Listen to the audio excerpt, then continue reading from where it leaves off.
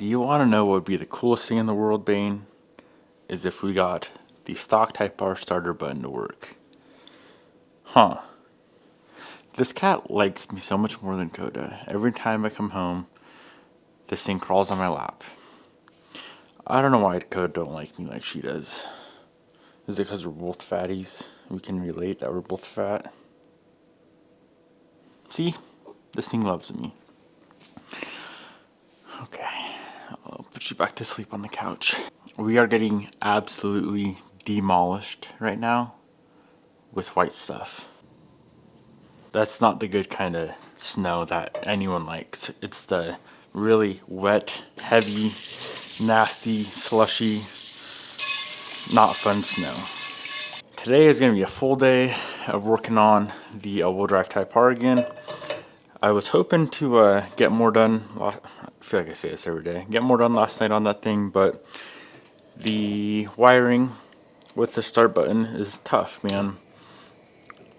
We'll get it figured out, and if not, that's fine. I know eventually we can get it sorted, but hopefully today we can get the factory starter button to work, get our freaking $6,000 billet T-case installed so we don't have to worry about breaking the stock T-case anymore, get the traction bar built, get the compliance bushings in, and I'm definitely not driving it in this, but one of these days when it clears up a little bit and it's not so disgusting outside, we can go for a quick test, a quick rip, and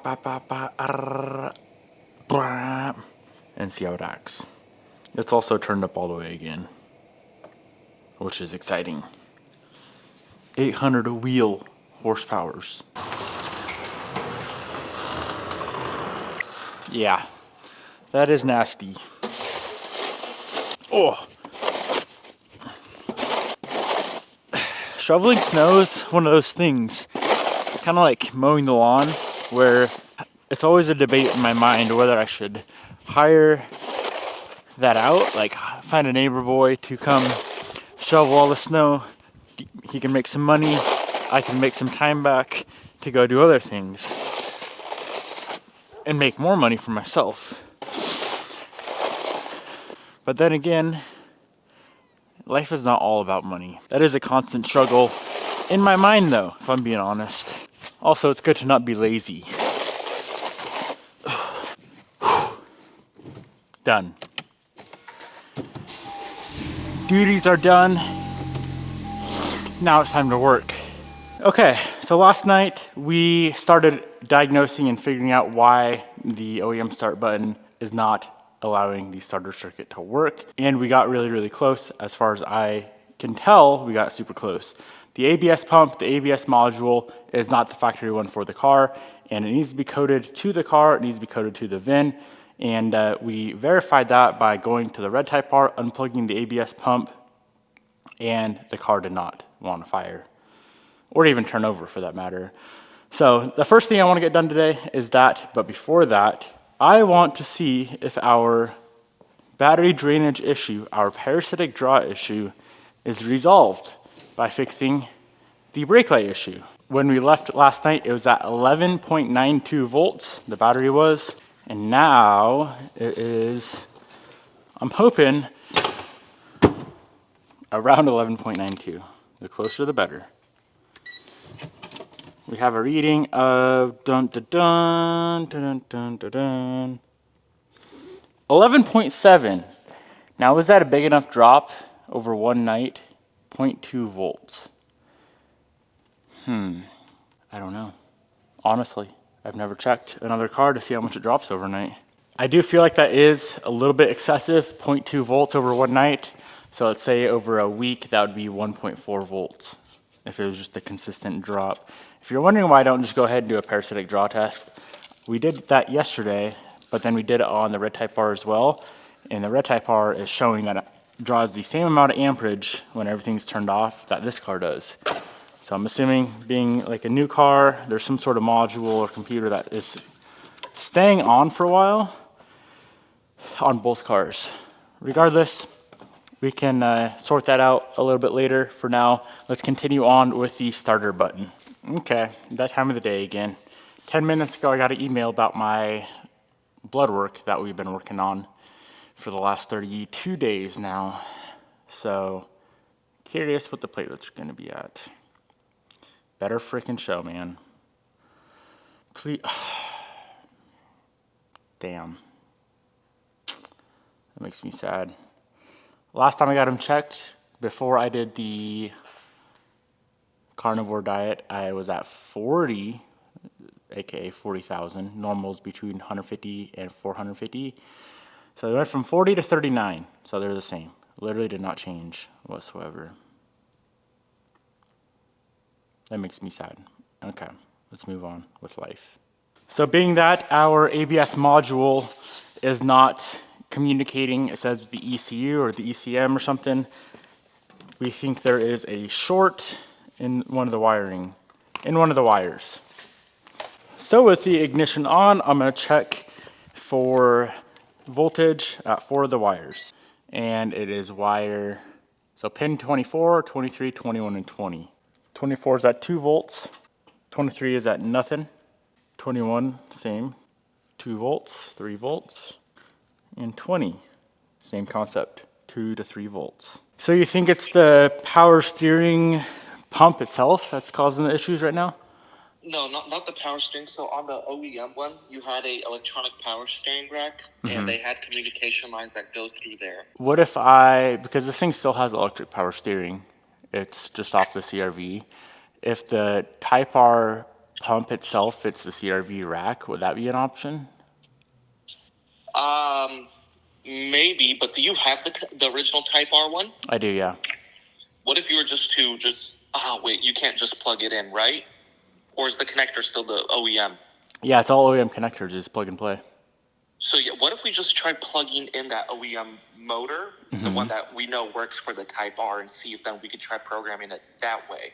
Okay. All right, I'm going to try the Autel on the red one, and then if that works, I'm going to try the factory power steering motor itself. I'll just plug that in, and then I'll let you know what happens. So we have been chipping away at this thing all morning, trying to VIN match, I guess is the easy way to say it, the new ABS pump, because he really thinks that is the problem.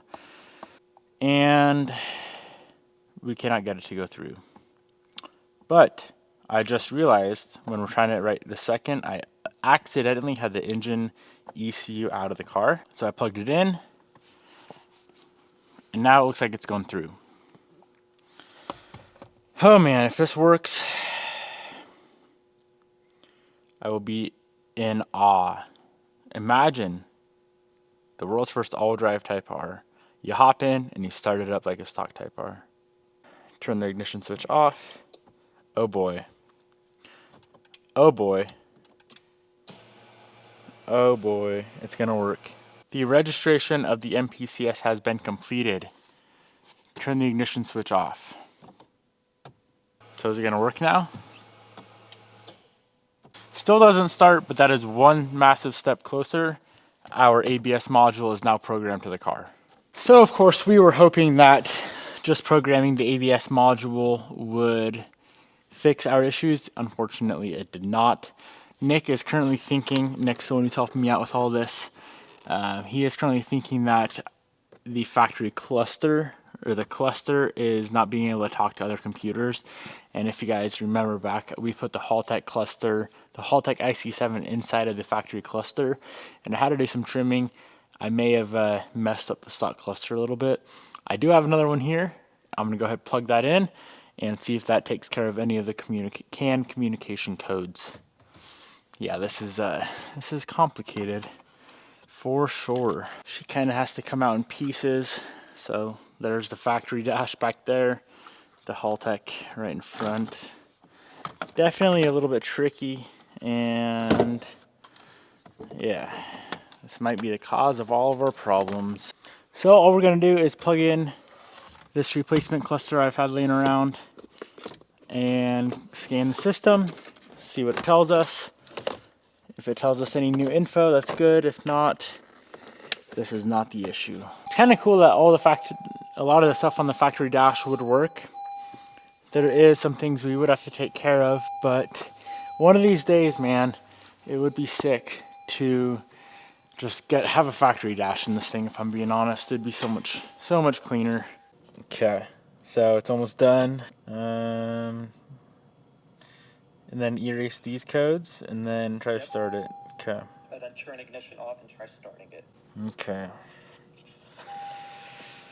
Well, here she goes.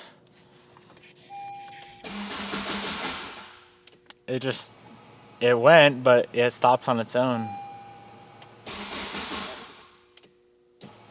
So the first time it cranked like 5 times, the second time like 3 times, and now like twice.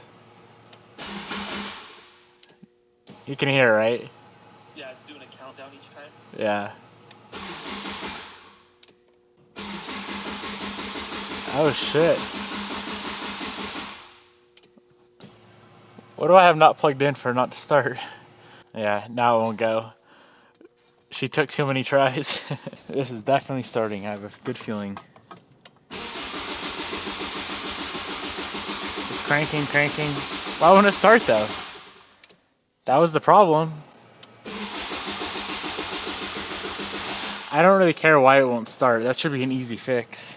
That's just something. It's cranking, but we got the switch to work.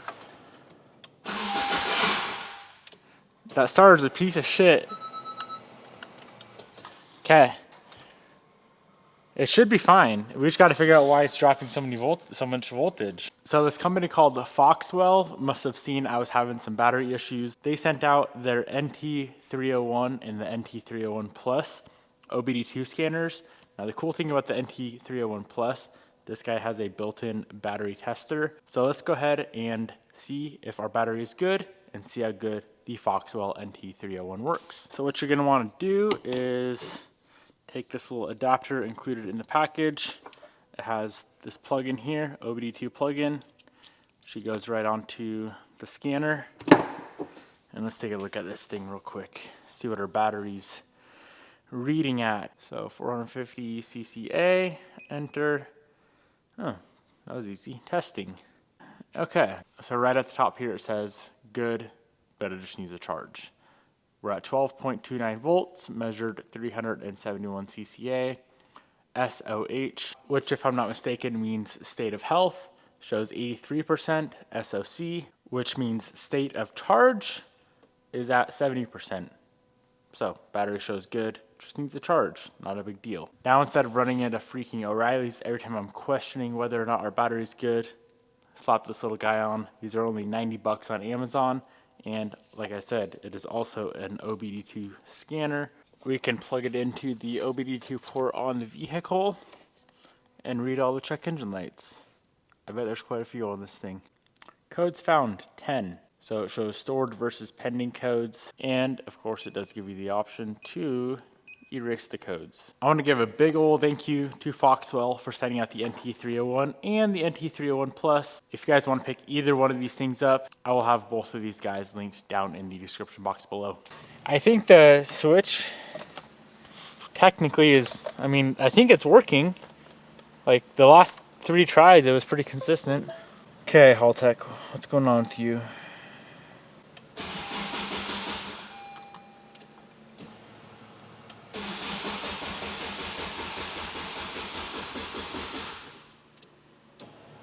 Yeah, that's the problem because the green light on the Haltech, as I'm cranking it, turns off, which means the Haltech is effectively not even running.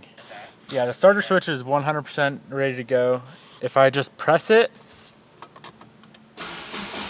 it only goes for a couple seconds, but if you hold it down, I think it'll go till you just let off.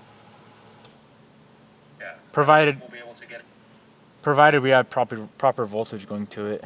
After many hours, we finally got the stock starter button to work. We have a few other little issues to tackle.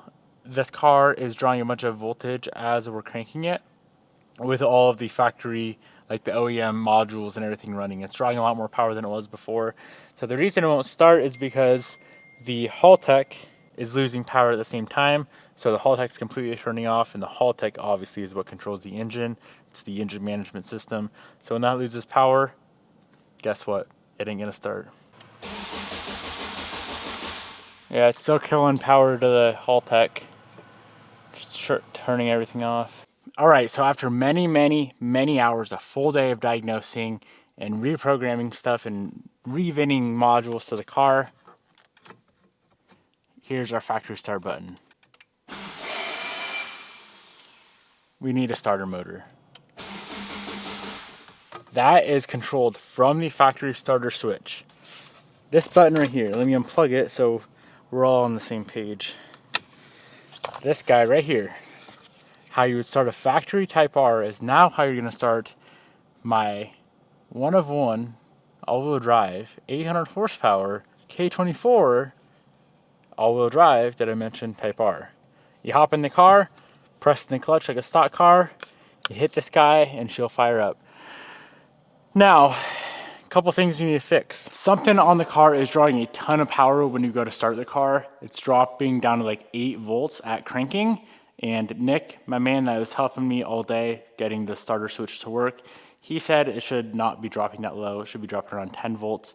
I might go check another car one day, maybe Bobby's Type R, to see actually what it should drop to. Regardless, that is too low. And when it drops that low, it is killing the Haltech. The Haltech needs more voltage than that. And it's killing other modules on the car. It's when they're only seeing 7 or 8 volts. It's like, nope, not doing anything. So we need to figure out if it's the alternator killing the power, if it's the starter drawing too much power, or if the battery cable itself that runs from the trunk up to our distribution block is just janky, too small, bummy cable, so on and so forth. But we're so close, this close away.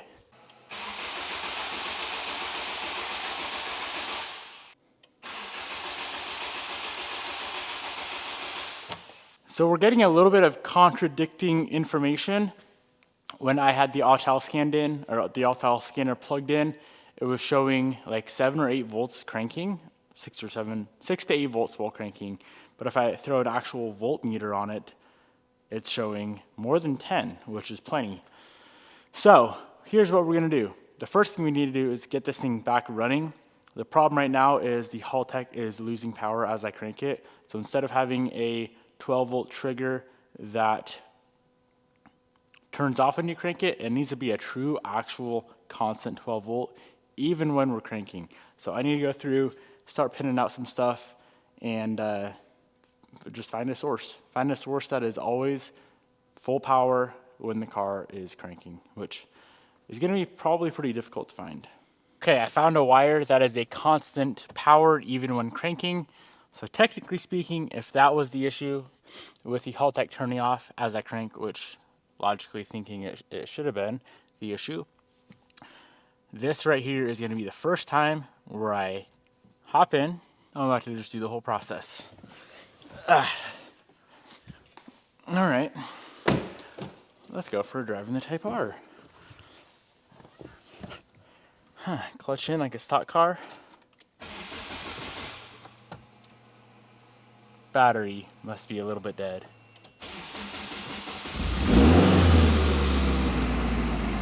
And the starter just turns right off as soon as it fires up. We freaking did it. Dude. Oh, I want to cry. The amount of headache that was is out of this world. Now let's say, okay, we're done driving. Just one nice little click of the button. It's not like you gotta hold it down for 10 minutes. Boys, we did it. I keep saying we because, of course, without the help of Nick, this never would have been possible. Man, oh man. Let's try again. That starter is a hunk. I ordered a nice used OEM, 100% OEM RSX Type S starter for it. I don't know how we have accomplished this. I am so excited. I know to some of you guys it's probably not that cool. Like, wow, Devin, you're hitting one button instead of 2 buttons, but to me, this is like one of the biggest things with this car that I cannot stand. Let's try it again.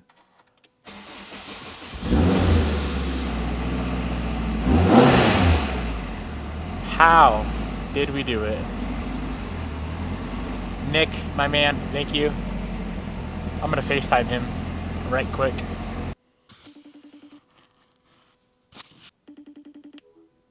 Damn. I might as well FaceTime Bobby and show her. Oh. I wonder if anyone cares as much as I do. What up? Hello, Haas. You wanna see something? Just about ready for... Yeah.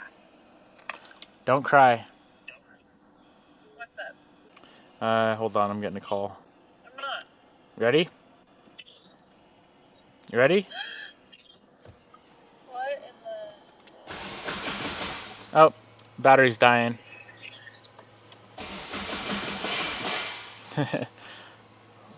Hold on. What was that noise? my What battery the heck is going on over there? my battery's a little dead.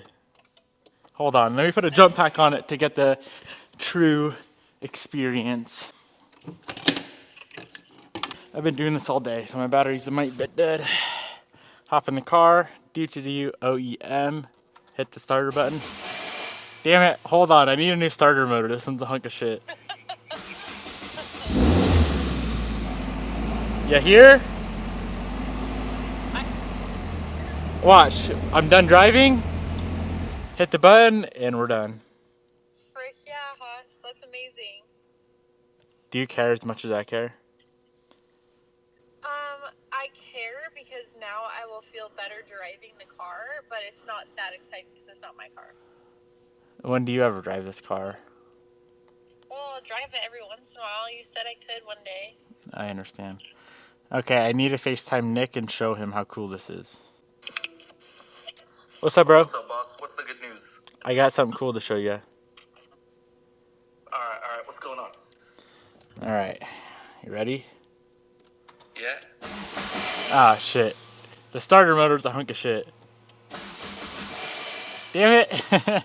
I ordered an OEM one today. Dude, this starter's really bad. But you gotta trust in it. Bro, Hell yeah, dude. everything works as it should. Like, well, friends, I cannot be more excited. Yeah, I know it's just a button, but to me it's a huge accomplishment to have achieved that with this car. It did need quite a few things fixed and adjusted and tested and all that stuff to work. The main thing that it needed was the ABS module to be coded to the car.